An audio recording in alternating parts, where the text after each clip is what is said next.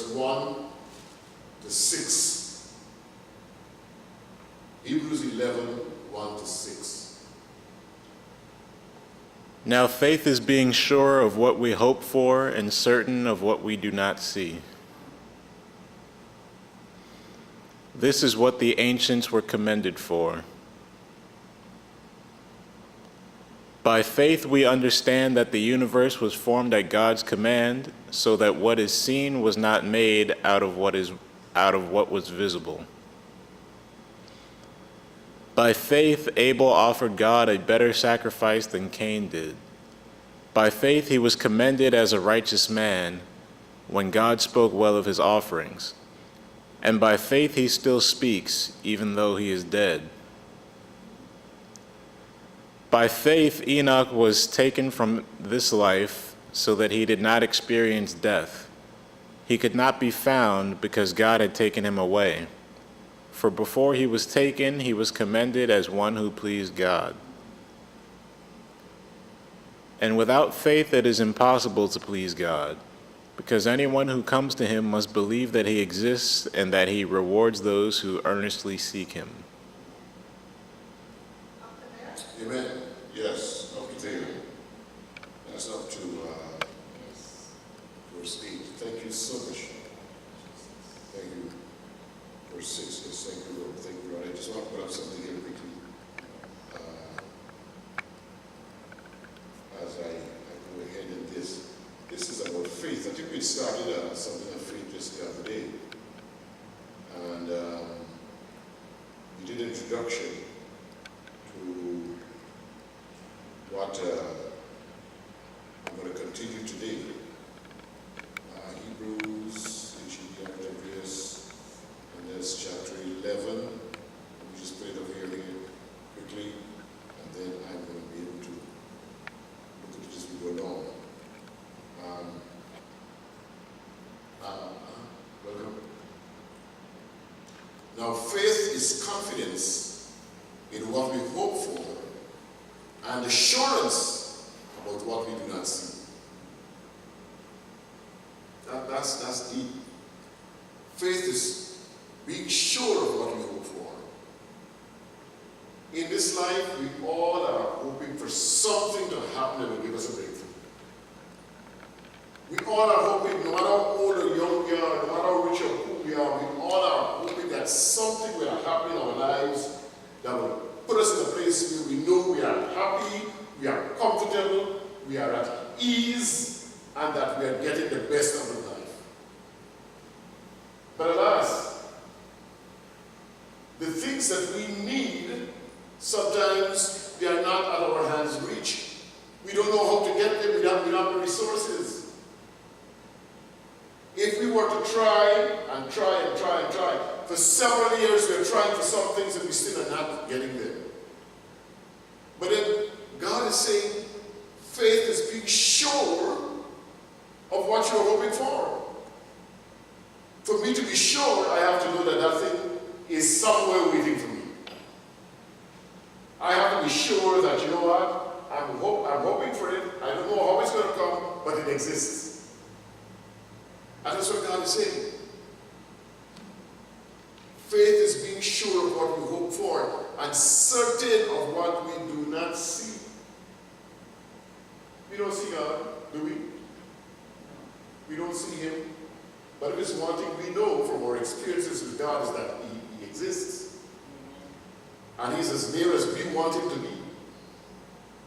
If it's one thing we know about God is that sometimes we can be in some serious problems and we don't know the next move.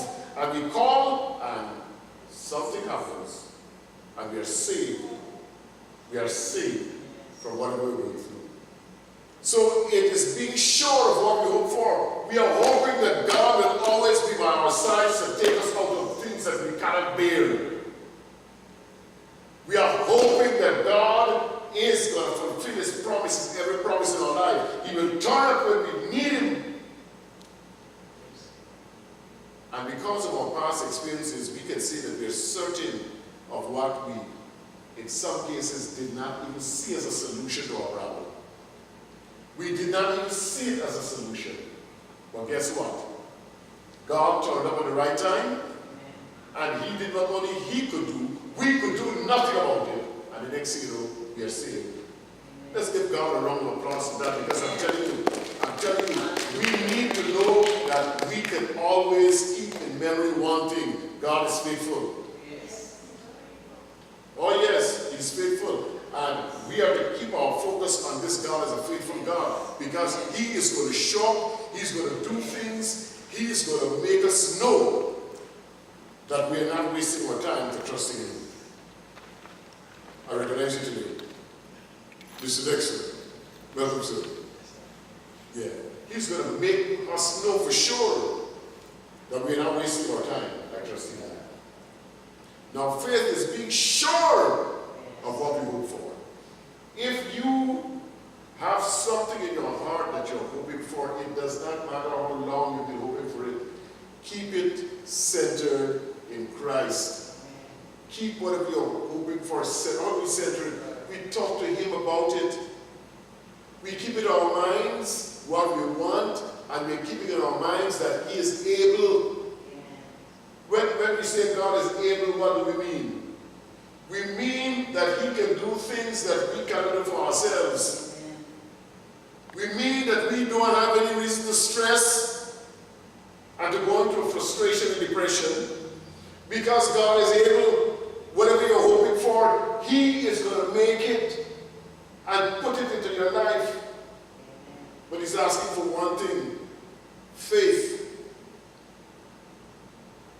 Faith means that, yes, Lord, I know that because I'm putting this thing in your hand, you're going to bring it to pass. That's the extent to which we must extend our belief. Our belief must be based on our faith. Let me tell you something. Faith is an active word. It's not I'm just saying, you know what, this is what I want, and sitting down. It is for me saying, this is what I want, and I know God is going to provide it.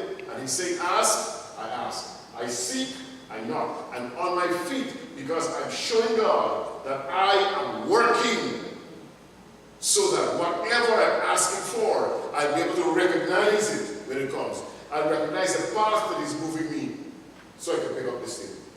The things that we want, they are not right at our hands, which, like I said before. They may be away from us. And if we do not do something to bridge the gap between where we are and that thing is, we never get it. And God is saying, you step out. You step out. I'm going to tell you the direction in which you must go. I'm going to speak certain things in your heart. You must have faith that when you hear the voice of God, you know it is God. A lot of times God is speaking, we say, get me hence. Why? Because our faith does not extend that far. No one thing about God. No one thing about God. God is about the impossible. And if you want something, if it were possible, guess what? You would have gotten it without even asking God. But when you're asking God, God is going to move the impossible so you can get it. So it behooves you to listen to the voice of God as he speaks, because when he's speaking, he's going to be leading you to that place where whatever you're hoping for is waiting for you. Now faith is being sure of what we hope for. You're not hoping for things because you're manufacturing the hope. God is giving you the hope. Whatever you think you want to accomplish, it's not impossible. Because God has spoken it into your heart. He's saying, hey, you know what? This is what I want to present to you. You may say, well, it is expensive. He said, no. I made you. I made everything in this world. Money is no problem for me. So you are saying expense. I'm saying possible. So faith is being sure of what we hope for and certain of what we do not see. We just have it as a hope, a dream, a vision. We have never seen it. We don't have it in our hands. And God is saying, well, once you can keep it there, and you can keep your focus on me, and believe that I can do it for you, guess what? I am going to put it in your, right in your life, in your face, that you can see that you did not waste your time trusting me, believing in me, having faith in me. Next verse. Next verse. This is what the ancients were commended for. That's a big, big statement right there. That's a big statement right there. Who are the ancients? Those who've gone before us thousands of years ago, who were living in perilous times. And God had a plan to do something. And because they were in touch with God, they lived for God, they just surrendered their lives to God. God says, you know what, I'm going to use you so you can manifest in this world whatever I want people to know about me. That I am not dead. I can do the impossible. And the things that they lack, if they look to me, they can get it. Therefore, guess what? I'm going to use you. The ancients were used. Look at Noah, for example.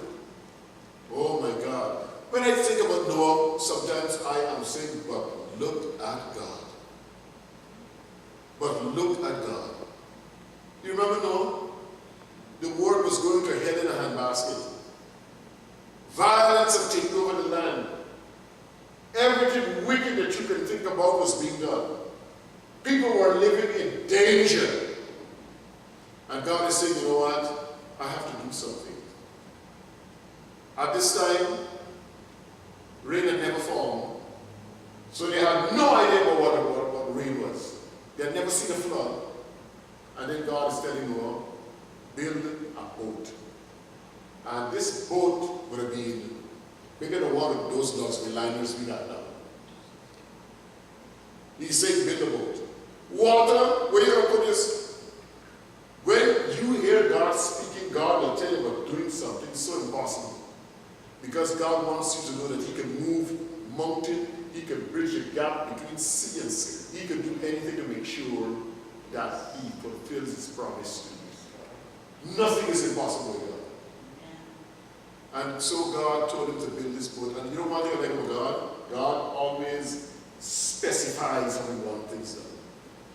He told him what wood, He told him the measurements, He told him the compartments, He told him everything he needed to do to build that boat. Noah had no idea what a boat was because there was no boats. He had never seen one before. He said, build an ark. Build this big ship. Noah had no idea. But then God gave him the wisdom to find the wood, to prepare the wood, to saw the wood. Yeah, he had no idea what he was building. But then he built this whole big superstructure. I'm saying people would have been looking at him doing what he was doing and saying, but what are you doing that for? What are you trying to do? You're crazy. And then he would have been telling me, you know what? God spoke to me because rain is going to fall. They said, rain? What is rain? This guy got to be mad. A flood is going to come. Flood? What's a flood? Everything is so ordered in this life. The sea stays where it stays and it's mind its own business. The rivers run where they're supposed to run. They're not. What are you talking about flood? Rain.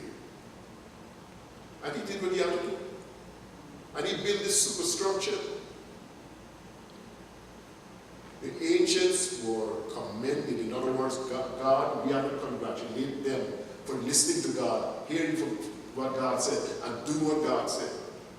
Because this is how God revealed Himself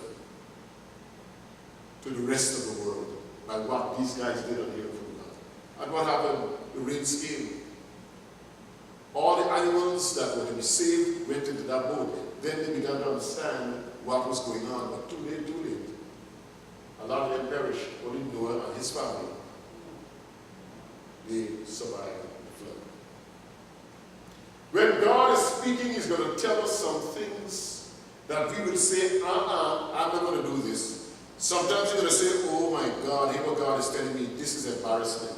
I can't stand up and do that.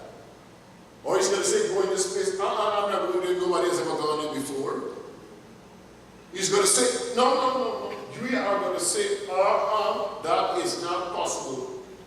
But you're dealing with a God who champions the impossible. If you get up and you move the way He's speaking to you, you will find that you'll do something that the whole world will look at you and commend you for. To commend means to congratulate. They put you on a pedestal because you have done what no one else has ever done before. A lot of times people are inventing things because God is speaking to them and they're staying by themselves and they do what God is telling them.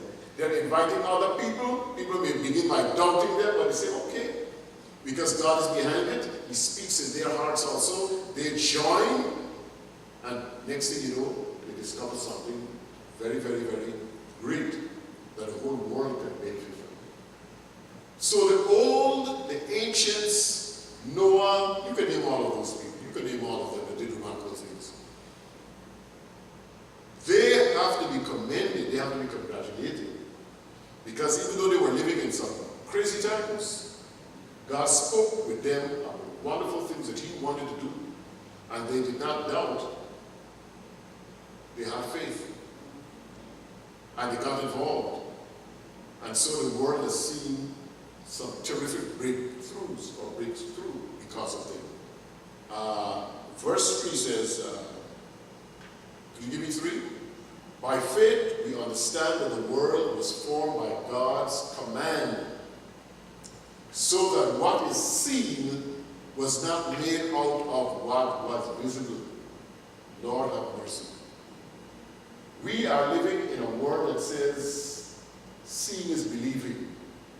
In other words, if I don't see it, tell somebody else. I'm not going to believe it. I've got to see it before I believe it. Happened to Thomas. When Jesus came back from the dead, he said, no, this is not possible. He's dead. He can't come back. If I don't see, if I don't touch, if I don't feel, if I don't examine, I will not believe. But here it is. We are living in a world. Everything that we need is in this world. Everything is in the world. We are enjoying life in this world, and we do not know where it came from. But by faith, we understand that the universe was formed at God's command. In other words, God knew He wanted to form a world, and He commanded it. He spoke it into being. So that what is seen was not made by what is visible. In other words, God can take, well, let me put it this way. God can make something out of nothing. For if we are to make a house, we have to have cement, we have to have sand, we have to have wood, we have to have stones, we have to have tools, we have to have people, we have to have... And God just says, let there be. That's the answer. Let there be. We don't need all those. God does not need anything. All He needs is the idea. Everything that we are living, we are seeing, we are experiencing, we are enjoying the force on the face of the earth came from an idea God had. And He just spoke it, let there be, and it became. Let me tell you something here. God made us in His image with His likeness. We have some of that in us. I don't know about you, but many times I'm in a situation where I know that it's difficult, it's impossible for me to get the things I want.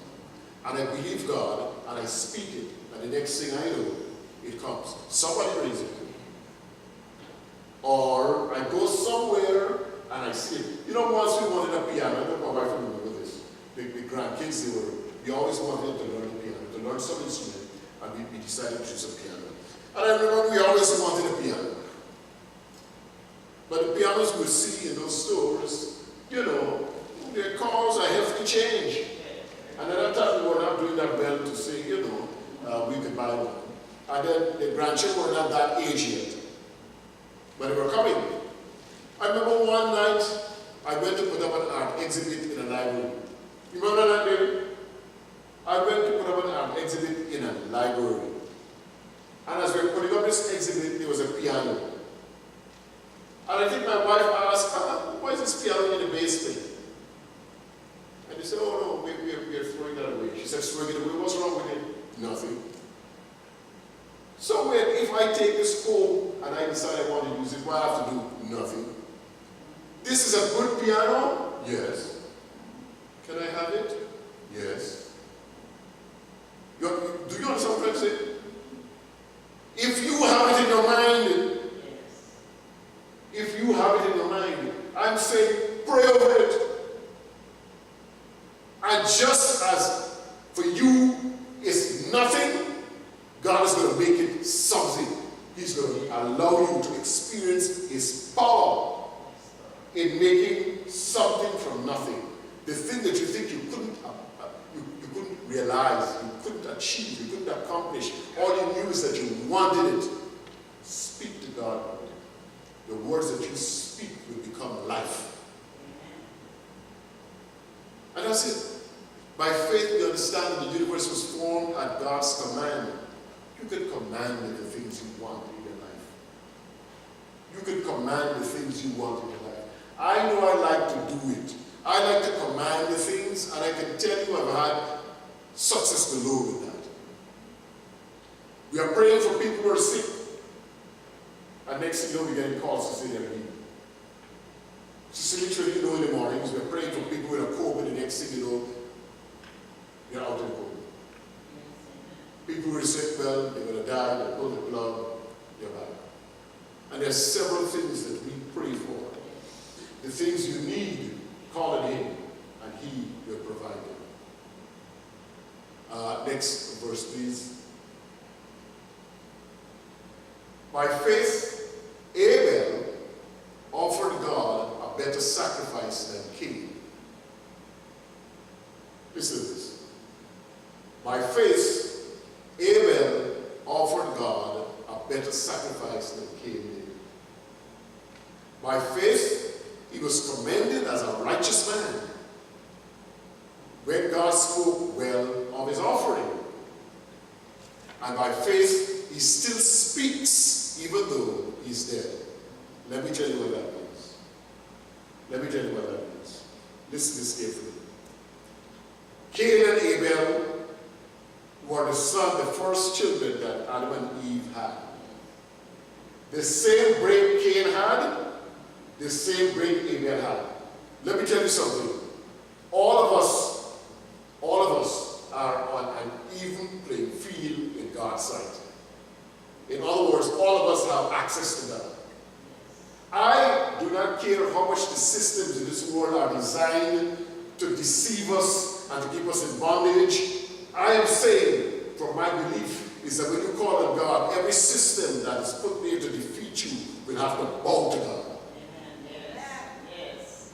But you've got to have your faith in God. By faith, Abel gave a better sacrifice than Cain did. Now look at this. Abel was a shepherd. Abel was a shepherd. Cain was a farmer. They both had resources. They both had resources to use to offer to God. We today in the church, we like to say, man, I can't afford to tithe and offer. Those rich people should tithe and offer because they do better job. We all have resources.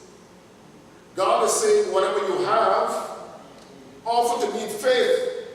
I'm going to multiply it and come back. So here it is, Abel, as a shepherd, is looking for the best sheep to offer. Whereas Cain, he is a man who forks the ground, and instead of giving God his best, he gives any little thing. He doesn't have time to make sure that he gives God from his heart. And God is not looking at what you have, he's looking at your heart. Amen. So if you think that you have to have a multi-million-dollar before you can tithe and offer, God is saying there's one penny, and you show me that you're going to be obedient by giving one-tenth of your penny. I'm going to look at your heart, because it's more of a struggle for you to give than a rich man to give. And you, out of your nothing, you're giving something. Remember the woman in the temple? The widow, who from a little bit gave God, and he says, look, yes, the widow's mine. He regarded her for that. And so here is Mr. Abel offering of his best when Mr. Cain is not even giving God a second look. He just know he got an offer, so not taking time, not putting something into his offering. God wants your heart. He's not putting his heart. So God had talked to him about it. God is saying, hey, you know what? That shepherd is doing better than you were doing as a father. He didn't like it. And because Abel was being offered favor because of his concern and his connection, his respect, his devotion to God, Cain couldn't take it. He got jealous. I mean, you know the rest of the story. By faith, Abel offered God a better sacrifice than Cain did. By faith, he was commended as a righteous man when God spoke well of his offering. And by faith, he still speaks, even though he's dead. When we're talking about offering God anything with a good heart, we're talking about where it came from. It originated from Abel. Today in the church, when we're giving to God, and we're giving with a good heart, it originated from Abel, from the very beginning. When we're going and we're just checking things, you know, you're just giving God, you're not even praying, and you're not making sure that you do some arithmetic. And you say, God, I'm giving of my best. God notices your heart. Your heart is not in it. You just say, oh, I'm here, people are giving, let me give. Your heart is not in it. So you get Cain's result.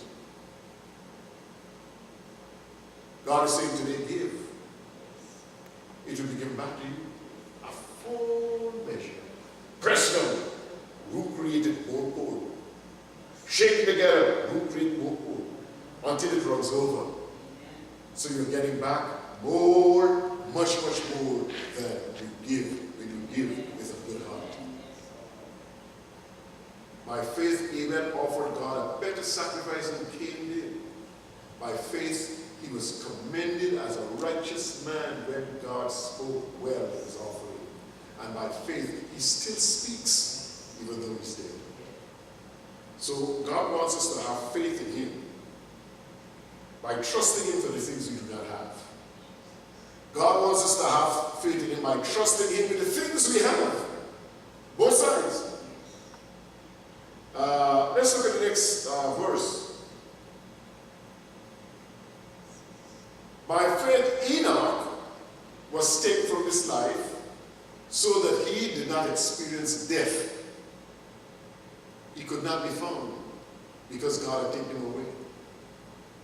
Who was Enoch? Enoch, of course, you realize now that Enoch came as one of Cain's descendants. You know who Cain was? Cain killed Abel. Cain was a murderer. Cain was a wanderer. But Cain made children. The children made children, made children. So Cain was a little below Adam in his lineage. He was just below Cain. Enoch's son was a little below Adam in his lineage because Adam, of course, Cain, he came to Enoch. But one of the things that Enoch, he says, by faith, Enoch was taken from this life. What does that mean? At that time, we were talking about everybody had begun to experience death on the face of the earth. Everybody, because of sin, had to die. You had to go down there in the grave. But Enoch developed a relationship with God. And Enoch was so much devoted to God that God considered Enoch as a righteous man. And Enoch went about his life hearing from God. God spoke to him in the book of Jude. We see God talking to him about the wickedness of men who will come into the body of Christ. The wickedness of men on the face of the earth. And Enoch began to prophesy against wickedness on the face of the earth. He began to speak for God. And because he was speaking for God, receiving messages from God, and speaking on behalf of God, Enoch got closer and closer and closer to God. God wants us to have faith in him, even with the words we speak. the ideas that we have. God wants us to have faith in him in everything we do.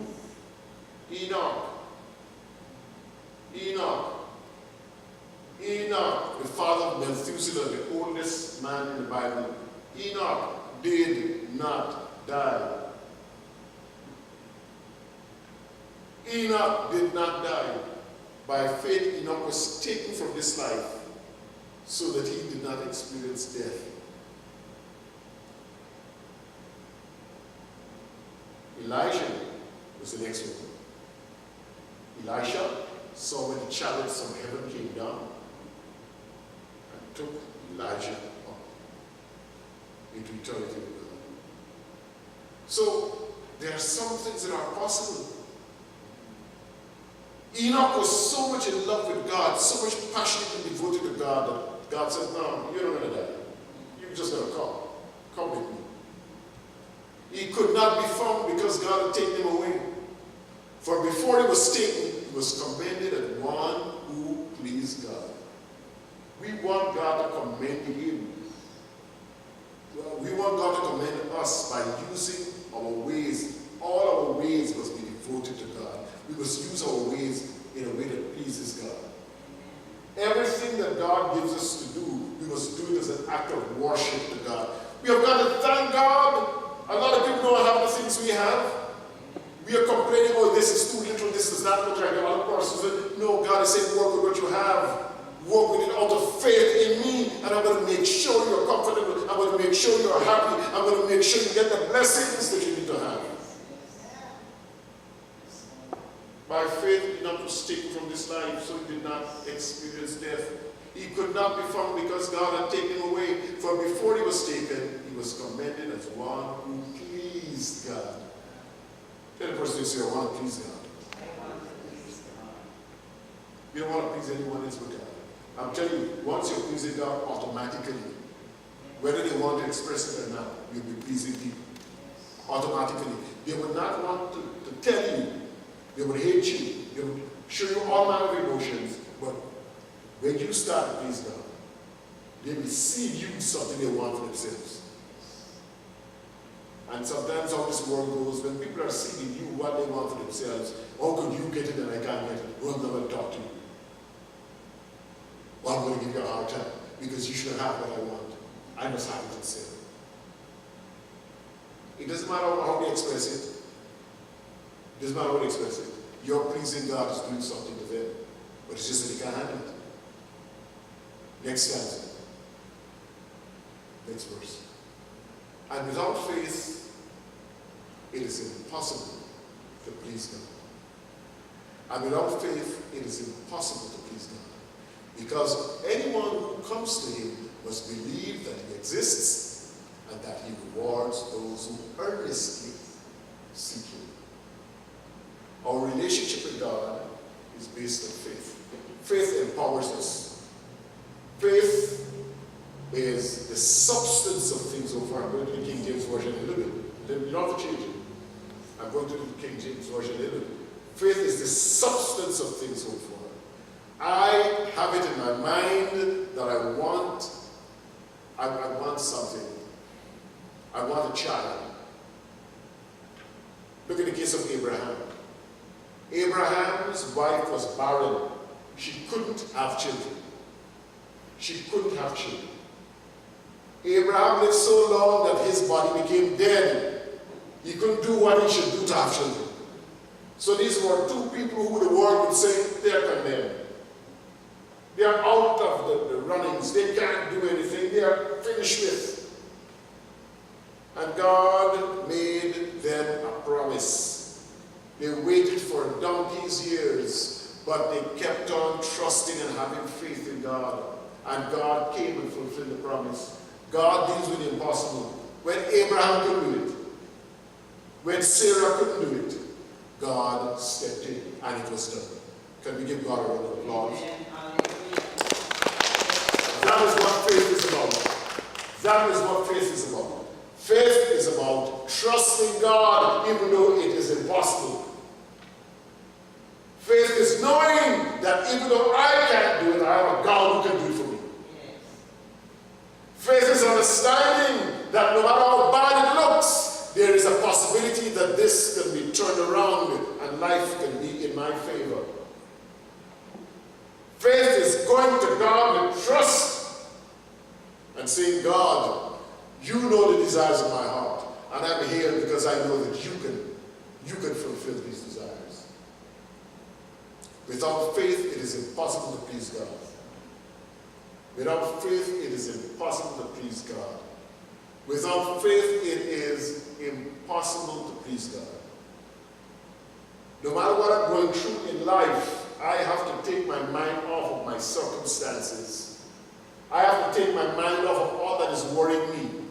I have to take my mind off of all that's confusing me. Everything that's telling me no, I must take my mind off of it.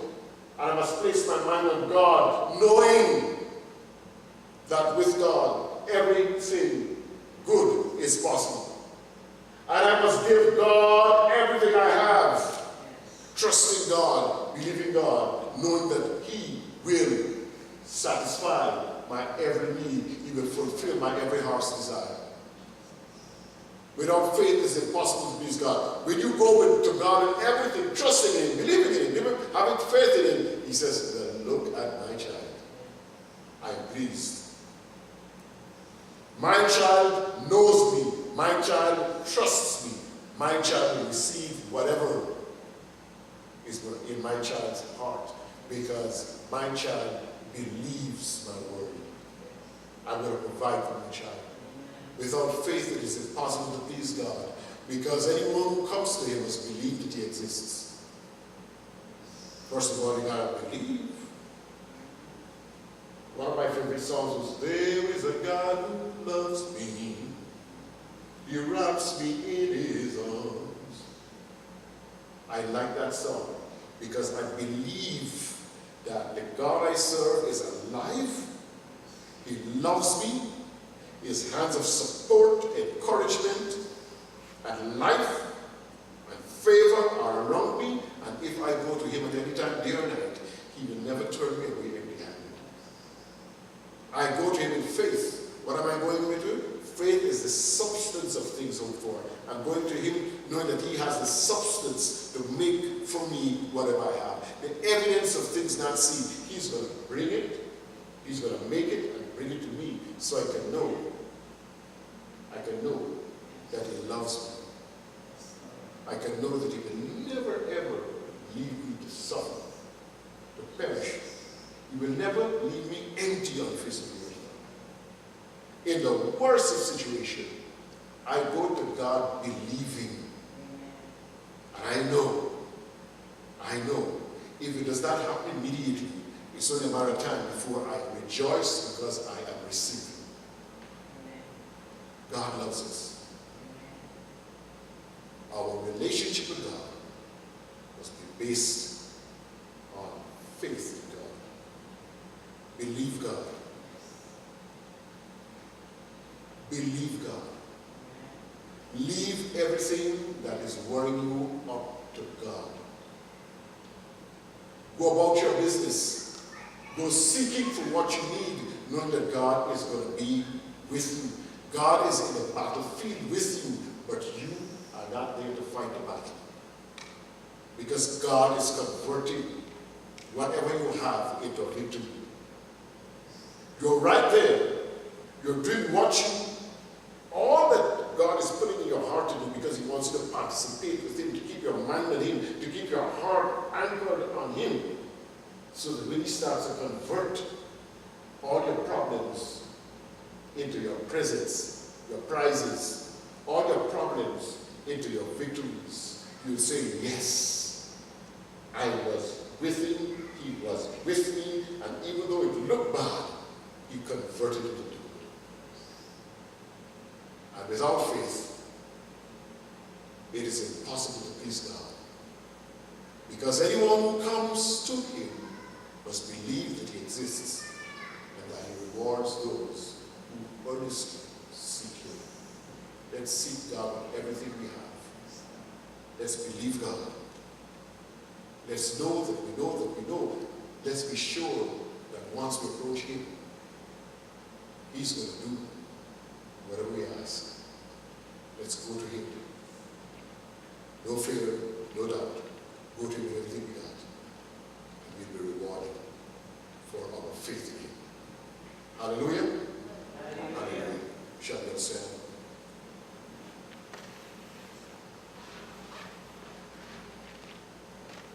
Father God, we thank you. We thank you for this word today. We are going through a lot on the face of the earth.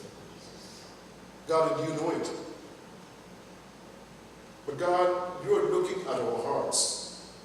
Yes. Your word says that your eyes are ranging through the earth. You're looking for all those whose hearts are set upon you because you want to strengthen them. Yes, Lord. In other words, you want to give them all that they lack so that their faith in you can go to a higher level. And God, we are thanking you because you are with us, never leaving, never forsaking.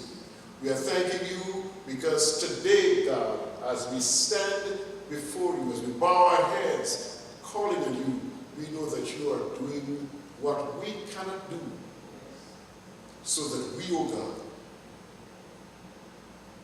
can receive the rewards that you have planned for us who have a relationship with you. God, help us at all times. Help us at all times to remember that your word says that no eye has seen, no ear has heard, neither does it enter into the hearts of men all the wonderful things that you have in store for those who love you. God, teach us to love you.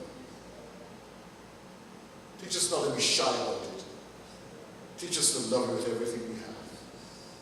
Teach us to remember that you can do for us, you will do for us more than we can ask, more than we can think, even more than we can imagine.